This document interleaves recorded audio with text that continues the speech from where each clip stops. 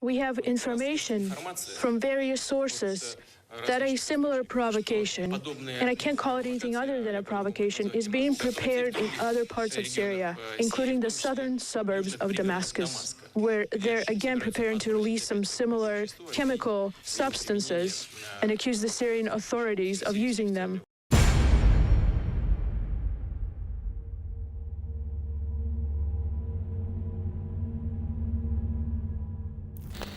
And now they're going to call me a Russian agent again because Vladimir Putin has come out and said clearly the chemical attack was a false flag. We never do that. Just like they did a few years ago, they got caught. And then we have Ron Paul saying it, and we have the British ambassador saying it. Are we all Russian agents? I guess Putin is. So let's go ahead and play Vladimir Putin. Is Daria going to read the subtitles, or am I? Oh, they're already there. Okay, we got actually an evil Russian working here. U.S. Army veteran, the whole 9 yards, but she can't be trusted. But here, she's going to read what Putin had to say. Here it is. We have information from various sources that a similar provocation, and I can't call it anything other than a provocation, is being prepared in other parts of Syria, including the southern suburbs of Damascus, where they're again preparing to release some similar chemical substances and accuse the Syrian authorities of using them. But we regard that any such incident would be reason enough for a thorough investigation. We are preparing to make a formal call to the relevant UN agency in The Hague and call on the international community to investigate thoroughly these incidents, and depending on the results of the investigation, to make informed decisions and take meaningful action.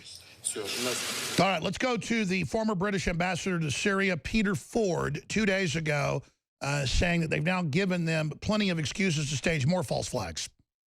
And based on previous experience, including Iraq, we can see that we cannot take at face value what the so-called intelligence experts tell us, not when they have an agenda. But come back to the main point. It's not going to end here, and we are likely, Britain, to be dragged into it, because Trump has just given the jihadis 1,000 reasons to stage fake flag operations, seeing how successful and how easy it is with a gullible media to provoke the West into intemperate reactions. They will very likely stage an operation similar to what they did, and this was documented by the United Nations in August last year. They mounted a chlorine gas attack on civilians, and they tried to make it look like it was a regime operation. This, mark my words, you're hearing it here, and it will happen, and we'll get all the warmongers coming to tell us that Assad is defying us and we must go in more heavily into Syria. This will be fake flag. Fake flag, a new term is coined. Better than false flags, the public can actually understand what that means. Meanwhile, I have the report I'm going to play in a few minutes. CNN attacked myself and others for saying that this was a false flag. And they always say that we have no proof. They don't actually show us with the proof. I'm going to play Ron Paul first. But it just illustrates the fact that the rebels have been caught red-handed once, and at least 3 other times partially, launching attacks on themselves. Once it blew up on them as they were preparing to launch it inside a city area. And they've done this before, so Putin rightfully is saying they'll probably detonate it in Aleppo or somewhere like Damascus in a suburb and then say it's ours. When this is Obama and now Trump's red line, and the Syrians are winning the war, why in the world would they launch it? Well, they say they have the track of the planes flying from that base over this village. The Russians say they bombed Al-Qaeda, ISIS, al-Nusra, and that it was chemicals on the ground that killed them. The media is also saying that we say no chemical attack happened. No, I believe 80-something people died from a chemical attack. But I want to ask again, why were we all shown the images of dead kids when we never see the images of dead kids when it's jihadis running over people in London or in Luxembourg or in Stockholm, Sweden, or in Brussels, Belgium, or in Paris, France, or in Nice, or in Berlin, or in Cologne? You never see that. But you saw it here, didn't you? And when our missiles goes astray, and hit a village and killed 4 people. Do we see images of those dead kids? This is how they operate, ladies and gentlemen. So Ron Paul came out first. We came out first. We had an article day one with our sources in Syria with the jihadis celebrating. Let's show Syrian Girl's article, if we can, that it was a false flag. We had the first article, and then we showed the jihadis celebrating that they'd done it. Because, see, they get paid by Saudi Arabia for this. So they want to show they did it and just hope our media covers it up for them. Report, Soros-linked group behind chemical attack in Syria. It is a group he funds. Chemical attack has all the hallmarks of a false flag. The media makes jokes about that. Ladies and gentlemen, George Soros admittedly funded the Arab Spring. He admittedly funded the overthrow of Ukraine and their elected government. He's hardcore. He's crashed major governments' currencies. He's a James Bond villain in the real world. But the media makes jokes. Oh, the little sweet Soros, he says he would be behind it. George Soros, at age 15, was rounding up Jews by the thousands. He's a famous Nazi collaborator. If you're rounding up people, your own people, by the thousands and marching them off to death after you rob them when you're 15, what do you do when you're 87 or whatever he is? But the media, again, makes jokes. Oh, Alex Jones says it could be a false flag. I mean, Soros was demanding February 2nd that Trump overthrow Assad. The good news is Trump's coming out, as I told you yesterday, and saying, I don't want a no-fly zone. I don't want to widen this. I don't want to topple Assad. It's his surrogates that are doing it, and they've proven they're out of control. I don't believe it's a double message like we've been hearing from Pachenik. I think Pachenik's right on most things. But Trump's told confidants and others that, no, he doesn't want this, as he always said. But he wants to say nobody better use chemicals because we don't know who did it either way. And that's now what the Secretary of Defense has come out and said. He said, and so has the Secretary of State, we're doing this to deter chemicals. They were supposed to give up the chemicals, and the chemicals were at that base. Now, is that true? We don't know 100%. But I know from inside the White House what Trump believes. I told you first that he believes he's sending a message on chemical weapons, and now that's what they've said. They've come out again last night and today and said, do not use chemicals, anybody. Well, how do you deter, then, the rebels from staging false flags, fake flags, as the British ambassador called it? But notice MSM won't show you Putin, the British ambassador, or Ron Paul. I guess Bill O'Reilly did a few nights ago and made fun of Ron Paul. That's it. No one else is showing serious statesmen that are respected. Say what you want about Putin. He's respected when the president of Russia says that they think it was staged and they think more is coming. That should be on our news. Let's go ahead and play Ron Paul from his own show last week. And we've got Ron Paul again on RT. In fact, I want to play both clips, but here's Ron Paul on his own program.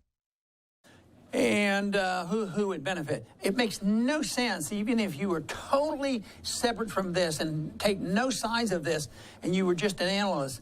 It doesn't make any sense for Assad under these conditions to all of a sudden use poison gases. It's zero. I think it's zero chance that he would have done this, deliberately. We got one more clip of him on RT that's a lot longer, but we'll just play part of it right now where he basically says the same thing. So this is not kooky.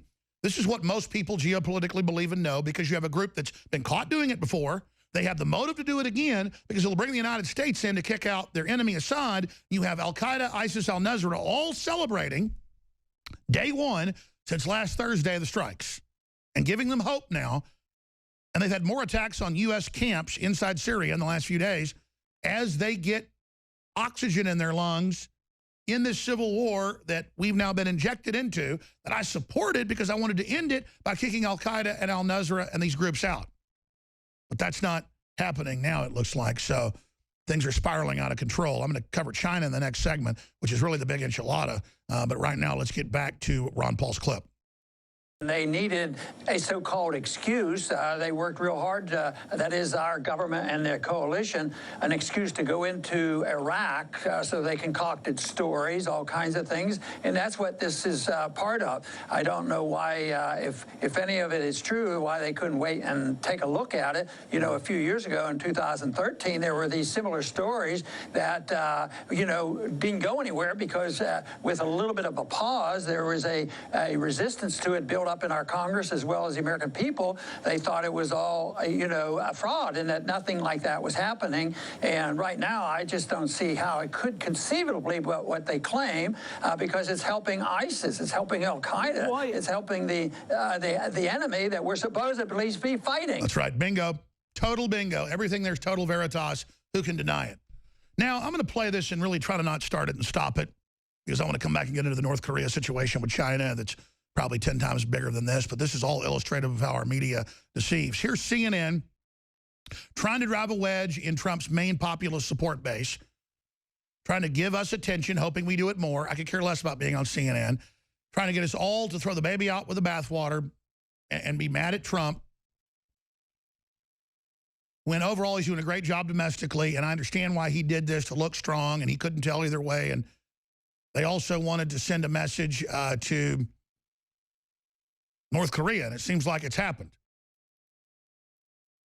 And so we're going to start the clip now, and then we're going to come back with the rest of it on the other side. You know what? I'll go to the clip when we come back on the other side, just so we have plenty of time to get to it, and then I'll get into all the other big issues that we're facing. But alt-right turns on President Trump.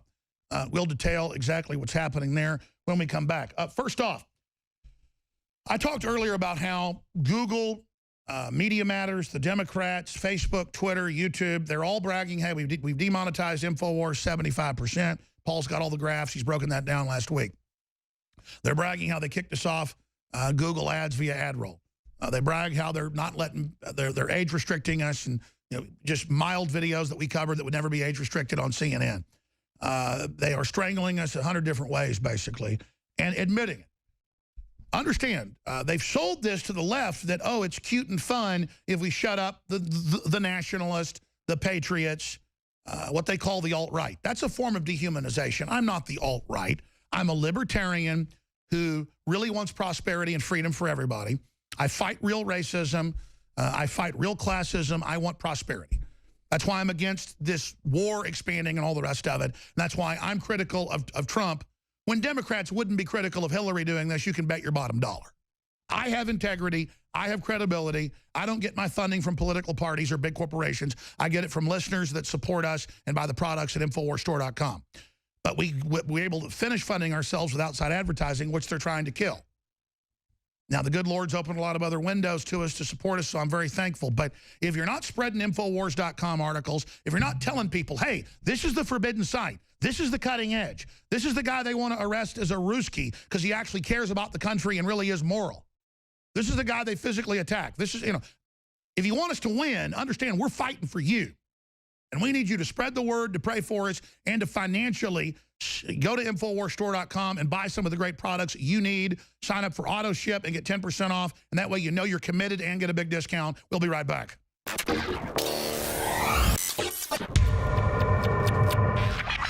Look, I'm not going to sit here and say, see, I told you so, that communist Chinese-style net censorship was coming to the web, because it's already here.